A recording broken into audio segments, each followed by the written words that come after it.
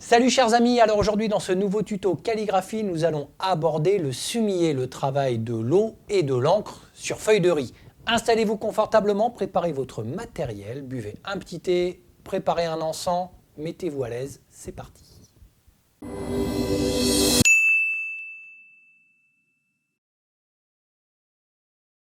Alors le travail du sumier est très particulier, il est très large, il est très vaste dans le travail des estampes japonaises et chinoises.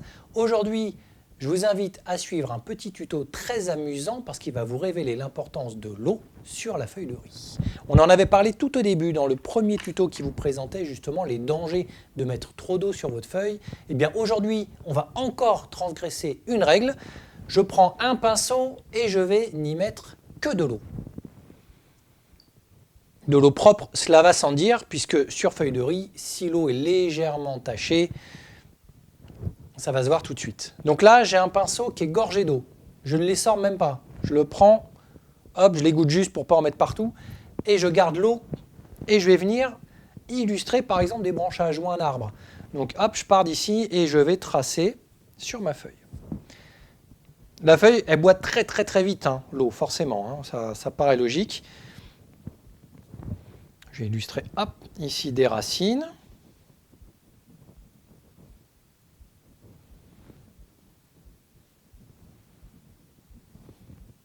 Éventuellement, pourquoi pas des branches.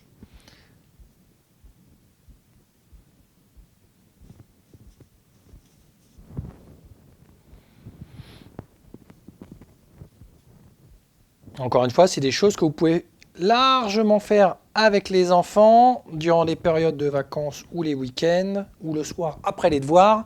N'hésitez pas. Donc j'ai ici une feuille. On voit largement la tâche qui est faite par l'eau. Donc je vais reposer ce pinceau car je ne vais plus l'utiliser. Je vais maintenant prendre un deuxième pinceau que lui, voilà, je vais tremper à son tour, mais cette fois dans l'encre noire. Donc il va être totalement imbibé d'encre noire.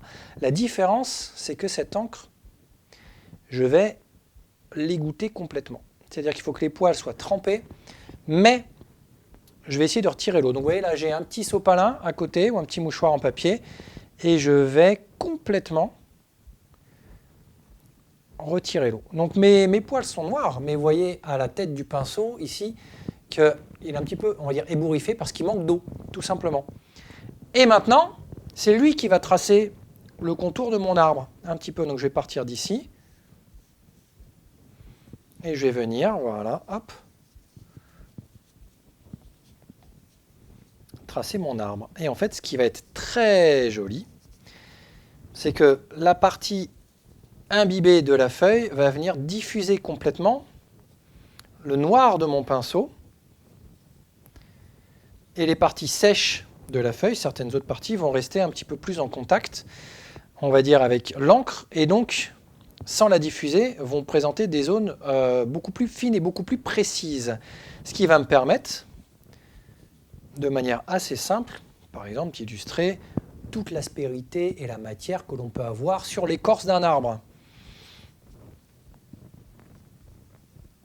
Et je n'ai pas besoin de faire grand-chose. Et assez rapidement, j'ai, on va dire, un petit travail qui est déjà assez sympathique. C'est une première approche, encore une fois, on est dans une étude très très basique, très simple. Mais le but, c'est pas forcément de faire compliqué, le but, c'est de faire, on va dire, un petit peu facile pour que tout le monde puisse le faire à la maison, évoluer tranquillement. Et vous verrez que lorsqu'on en sera au 100e tuto, on ira chercher beaucoup plus loin dans la difficulté. Pour l'instant, on est toujours dans une petite vingtaine de tutos, donc on évolue gentiment. Mais le but, c'est de prendre son temps. Ce n'est pas de brûler les étapes. Encore une fois, il faut déjà bien finir ces étapes-là avant de passer aux étapes suivantes. Donc voilà, ça, c'est un des grands principes du sumier. On utilise l'eau, puis l'encre.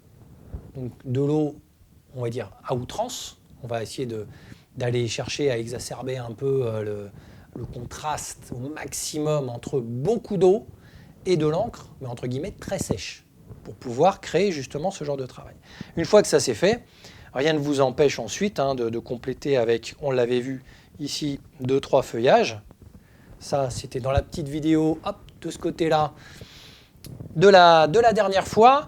On peut aussi y ajouter 2-3 fleurs, 2-3 feuilles. Ici, votre arbre, vous pouvez même prendre de la couleur, on l'avait vu avec justement de l'encre rouge et de l'encre blanche pour pouvoir faire, pourquoi pas, un sakura.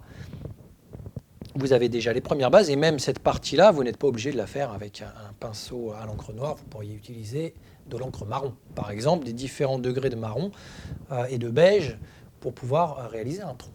Voilà, c'était tout pour ce petit tuto premier du nom en semis avec le travail de l'eau et de l'encre. La prochaine fois, on va commencer à resserrer un petit peu, à affiner un petit peu l'essence et on va dessiner des animaux et des fleurs de manière beaucoup plus précise. À bientôt.